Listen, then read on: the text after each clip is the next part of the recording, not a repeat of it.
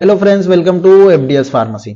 तो आज की क्लास में हम डिस्कस करने वाले हैं जो डी फार्मा सेकेंड ईयर का सब्जेक्ट है फार्माकोलॉजी, इसका chapter number 4 drug acting on central nervous system, lecture number 6 है। ठीक है, इससे पहले हम 5 लेक्चर्स इस चैप्टर में कवर कर चुके हैं और आज की क्लास में ये हम टॉपिक्स कवर करने वाले हैं। हम देखेंगे एंटी साइकोटिक या न्यूरोलिप्टिक क्या होता है और उसकी क्लासिफिकेशन देखेंगे, pharmacological action, indication, Contra indication और डोजेस। ये सारी चीजें आज की क्लास में हम डिस्कस करने वाले हैं। अगर आप इनकी पीडीएफ नोट डाउनलोड करना चाहते हो तो हमारी वेबसाइट पर से कर सकते हो, fdspharmacy.in से, और डिस्क्रिप्शन में लिंक है, वहां से जाके आप डाउनलोड कर सकते हो। टेलीग्राम चैनल को जरूर ज्वाइन करें, वहां पे हम डेली अपडेट डालते रहते हैं, जिससे कि आपकी एग्जाम की प्रैक्टिस अच्छे से हो जाएगी। तो चलिए आज की क्लास को हम स्टार्ट करते हैं। तो सबसे पहले हम बात करेंगे एंटीसाइकोटिक या न्यूरोलिप्टिक के बारे में। Schizophrenia is the one of the major form of psychiatric illness. ठीक है, जो सिंजोफोनिया है ये क्या है, एक साइकेट्रिक इलनेस है। ठीक है, विच इफेक्ट यंगर पीपल। ये क्या करते हैं, ये इफेक्ट करते हैं किनको, यंगर पीपल जो होते हैं, ठीक है, यानी नौजवान जो होते हैं उनको। Is often chronic and high disability. ठीक है, ये क्रॉनिक और हाईली डिसेबल होती है। सिम्टम्स बात करें सिंजोफोनिया, हॉल्यूनेशन in which person hear, see, smell, taste, feeling things that don't be seem real but only exist in the mind। ठीक है, यानी इसमें क्या होता है कि जो पर्सन है, इसके सिम्टम्स क्या होते हैं, जो पर्सन हियर करता है या देखता है या स्मेल करता है या टेस्ट करता है या फील करता है, वो होती नहीं है रियल में, बट वो एग्जिस्ट करते हैं उसके माइंड में। ठीक है, एंड डिलीशियस। ठीक है, इस मतलब ऐसे जो सिम्टम्स देखे जाते हैं वो सिंजोफोनिया में देखे जाते हैं। The drug are use to treat schizophrenia mood altering भी बोलते हैं हम इसे। क्या बोलते हैं, मूड अल्टरिंग। ठीक है, ये आप देख सकते हो। ठीक है, ये देखिए, और कॉल्ड एंटीसाइकोटिक, यानी सिंजोफोनिया को जो ट्रीट करने में ड्रग यूज होते हैं उन्हें हम बोलते हैं एंटीसाइकोटिक्स। इट में कॉल्ड मूड स्टेबलाइजिंग एजेंट। इसको हम और क्या बोल सकते हैं, मूड स्टेबलाइजिंग एजेंट।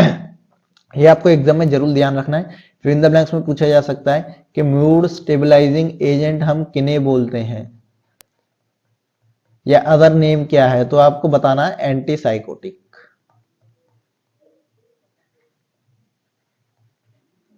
ठीक है, ये आपको जरूर याद रखना है। नेक्स्ट अब हम बात करते हैं क्लासिफिकेशन की। तो देखिए, फिनोरेथाइजिन डेरिवेटिव्स हो गए, ब्यूटोफिनोन्स हो गए, रोवोल्फिया एल्कलॉइड्स हो गए, एटिपिकल न्यूरोलिप्टिक हो गए, और सब्स्टिट्यूशनल बेंजीमाइड इंडोली डेरिवेटिव्स। ठीक है, ये आपको जरूर याद रखने, क्योंकि एग्जाम में क्लासिफिकेशन पूछा जाएगा। फार्माकोलॉजी की एक्शन की बात करें, they prevent the access of domain in the brain. ये क्या करते हैं, प्रिवेंट करती है डोमेन ज्यादा होने, मतलब ब्रेन में कहीं डोमेन ज्यादा नहीं हो जाए। ठीक है, prevent the access of domain. It normal individually chlorpromazine make them loss interest from the surroundings. ठीक है, जो क्लोरोप्रोजोमेन होती है ये क्या करती है कि मतलब जो इंटरेस्ट होता है सराउंडिंग उसको लॉस कर देती है। They act as a alpha adrenergic blocking agent. ये अल्फा एनर्जिक ब्लॉकिंग एजेंट की तरह भी काम करते हैं। ठीक है, किसकी तरह, alpha adrenergic blocking agent. They cause hypertension. ये हाइपोटेंशन कॉज करते हैं। इंडिकेशन की बात करें, इंडिकेशन मतलब आपको किस किस कंडीशन में ये देनी है। ठीक है, तो देखिए, दे यूज फॉर ट्रीटिंग सिंजोफोनिया। ठीक है, एक तो ये हो गया। सेकंड हो गया treat manic depression. Manic depression में भी आप ये दे सकते हो। देख, और use for controlling aggression and destructive behaviour in children, यानी बच्चों में जो एग्रेशन बिहेवियर होता है, डिस्ट्रक्टिव बिहेवियर होता है, उसको भी ट्रीट करने में, उसको कंट्रोल करने में भी ये ड्रग दिए जा सकते हैं। कौन से, एंटीलिप्टिक या एंटीसाइकोटिक, न्यूरोलिप्टिक या psychotic drug. They are used to control vomiting and hiccups. ठीक है, और इसको वॉमिटिंग और हिकअप्स में भी यूज किया जाता है, रोकने के लिए, कंट्रोल करने के लिए।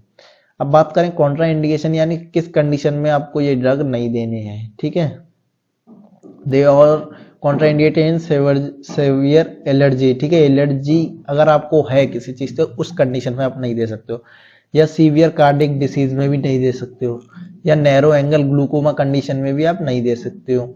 हिस्ट्री ऑफ सीजियो डिसऑर्डर उस कंडीशन में भी आप इसको ड्रग नहीं दे सकते हो। ठीक है, ये आपको जरूर याद रखना है। नेक्स्ट बात करते हैं डोजेस की।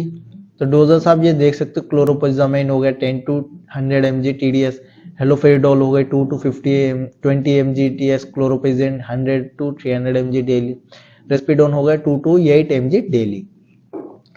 तो आज की क्लास में हमने क्या क्या डिस्कस किया देखिए, सबसे पहले हमने बात की एंटी साइकोटिक ड्रग्स के बारे में, न्यूरोलिप्टिक के बारे में, उसके बाद हमने बात की क्लासिफिकेशन के बारे में, उसके बाद हमने देखा फार्माकोलॉजिकल एक्शन, फिर इंडिकेशन, कॉन्ट्राइंडिकेशन और फिर डोजेस। ठीक है, अगर आप इनकी पीडीएफ नोट डाउनलोड करना चाहते हो तो हमारी वेबसाइट पर से कर सकते हो fdspharmacy.in से, और डिस्क्रिप्शन में लिंक है, वहां से भी जाके आप डाउनलोड कर सकते हो। टेलीग्राम चैनल को जरूर ज्वाइन करें, वहां पे हम डेली अपडेट डालते रहते हैं, जिससे क्या आपकी एग्जाम की प्रैक्टिस अच्छे से हो जाएगी। लाइक करें, शेयर करें अपने फार्मेसी फ्रेंड्स में, चैनल को भी जरूर सब्सक्राइब करें। Thank you for watching the video.